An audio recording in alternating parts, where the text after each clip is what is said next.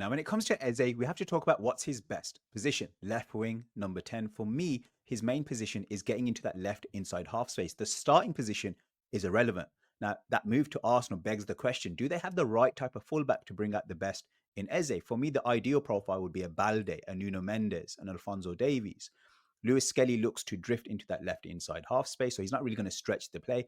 Calafiori can get forward, but can he perpetually get forward to provide that width and allow Eze that freedom to roam inside? It is debatable. Now, another alternative could be moving Madueke, Saka into the left wing position and play him as a left-sided cam.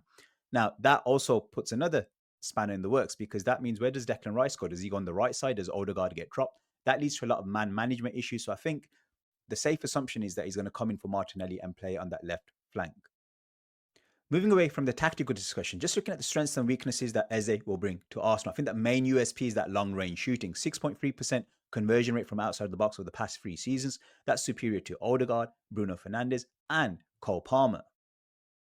In addition, I think Eze possesses a higher level of intelligence in terms of killer balls and general link-up play compared to a Martinelli and a Declan Rice. I think Arsenal's ability to measure their attacks down the left as well as control proceedings down the left will improve significantly.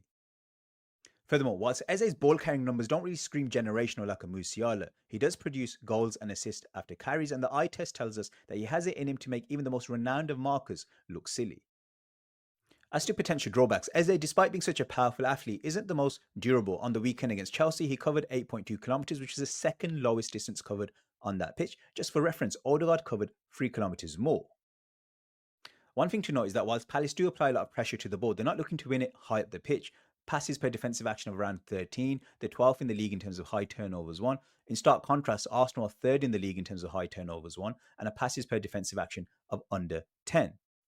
What this tells us is that there will undoubtedly be a greater physical demand on Eze if he goes to Arsenal, especially if he plays in the midfield, because his numbers are not comparable to Rice and Odegaard.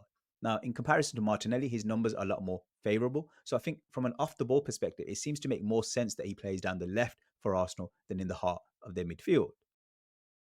In conclusion, no matter which way you cut it, I think Eze is definitely an upgrade to Arsenal's current left flank options. I think the key to maximizing him is obviously putting him in that left inside half space as much as possible, making sure he's got decoys around him and not overburdening him with defensive responsibility. Anyway, Roman, hope that helped. Back to you guys in the studio.